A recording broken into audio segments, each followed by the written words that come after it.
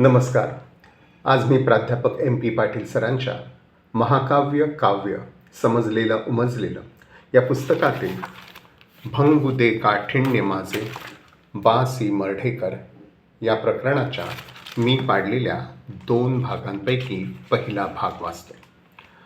भंगू दे काठिण्य माझे. भंगू दे काठिण्य माझे आम्ल जाऊ दे मनीचे, येऊ दे वाणीत माझ्या सूर तुझ्या आवडीचे.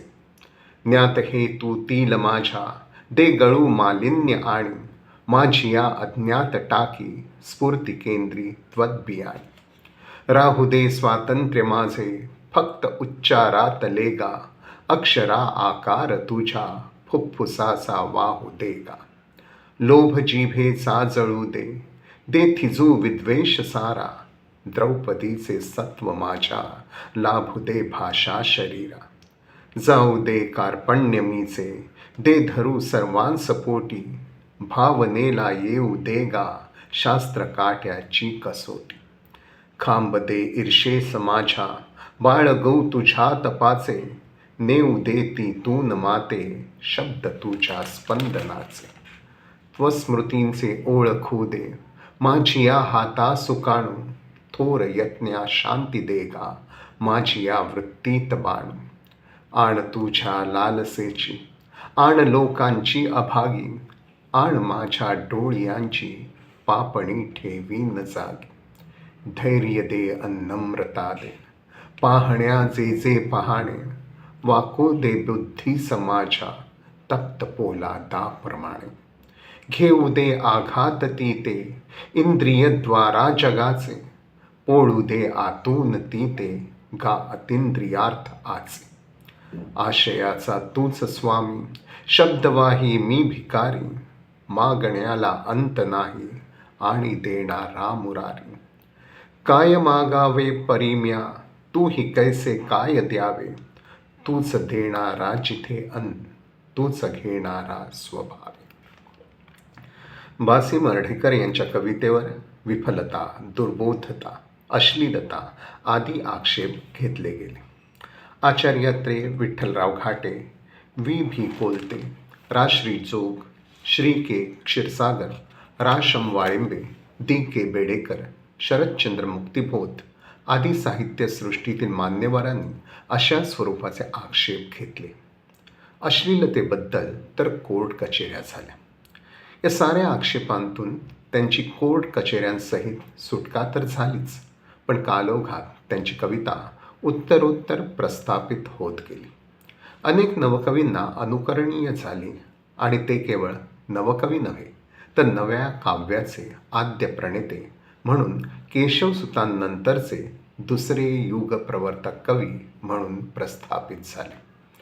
परंतु या इतिहासापूर्वीची आणि इतिहासादरम्यानची विफलता, दुर्बोधता, अश्लीलता या साऱ्या आक्षेपांतून मुक्त असलेली उदात्त भावाविष्कार करणारी त्यांची भंगू दे काठिण्य माझे ही कविता रसिकांना उदात्त भावाच्या काव्यविश्वात घेऊन जाते. ही कविता म्हणजे आदी निर्मात्याला कळवळून केलेली प्रार्थना आहे. प्रस्तुत कवितेचे रसिकाला होणारे सहसर्जनात्मक अर्थनिर्णयपर भाष्य पुढील प्रमाणे सांगता येईल.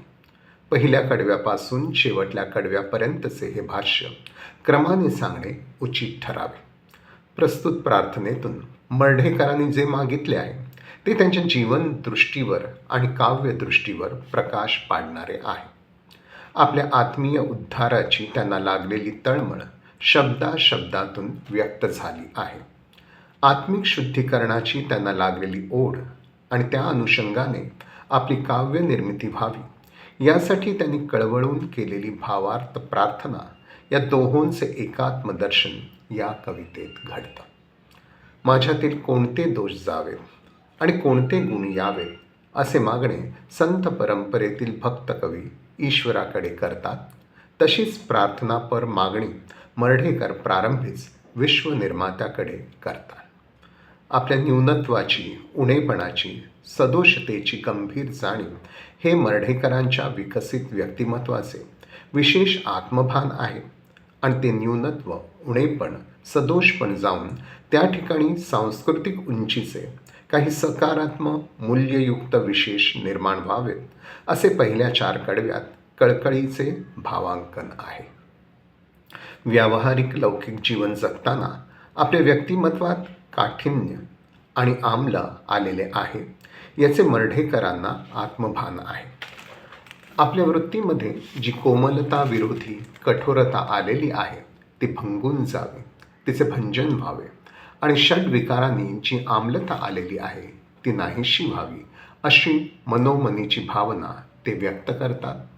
आणि अशा आत्मशुद्धीनंतर आपल्या वाणीत ईश्वराच्या आवडीचे सूर यावेत, आपल्या कवितेत ईश्वराच्या आवडीचे पवित्र सुचिरभूत शब्द यावेत, मूल्यपूर्ण कोवळे भावस्पंदन यावे, अशी सकारात्मक आळवणी करतात.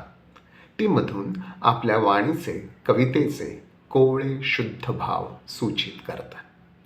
पुढील कडव्यातील प्रार्थनेत हाच आशय पुनरावर्तित होतो, पण वेगळ्या प्रतिमांकित शब्दांतून.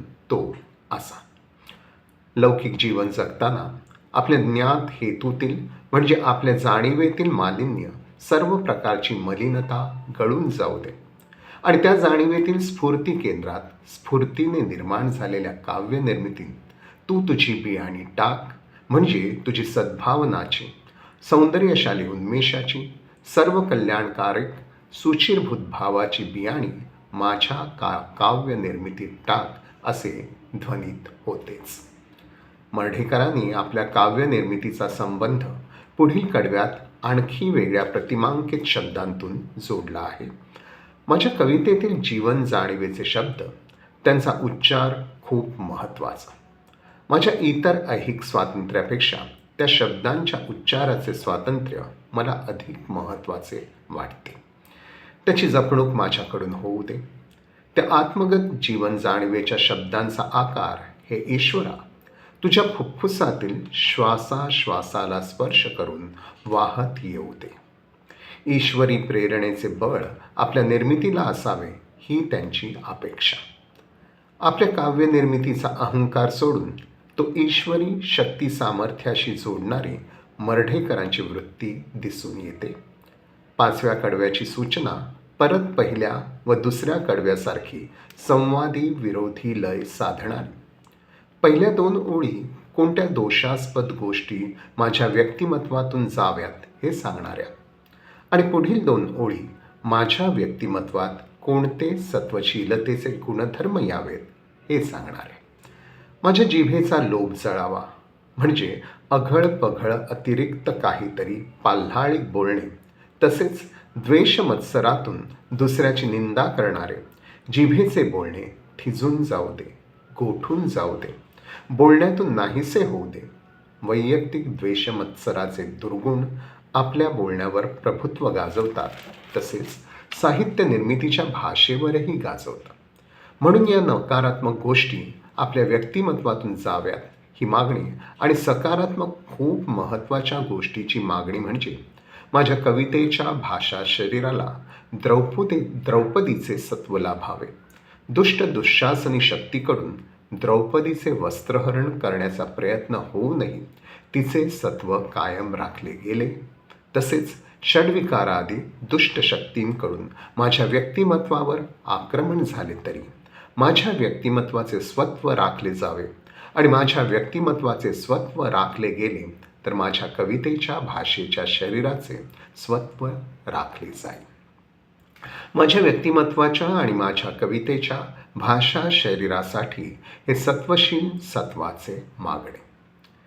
तीच उदात्ततेची सत्वशील पातळी पुढील कडव्यात राखत माझ्यातील स्वयंकेंद्रित स्वार्थाची कृपणता नाहीशी होऊ दे, आणि सर्वांना प्रेमाने मायेने पोटाशी धरू दे. सर्वांच्या कल्याणाला जपावे अशी कृतिशील भावना माझ्यात निर्माण होऊ दे, अशी मागणी आहे.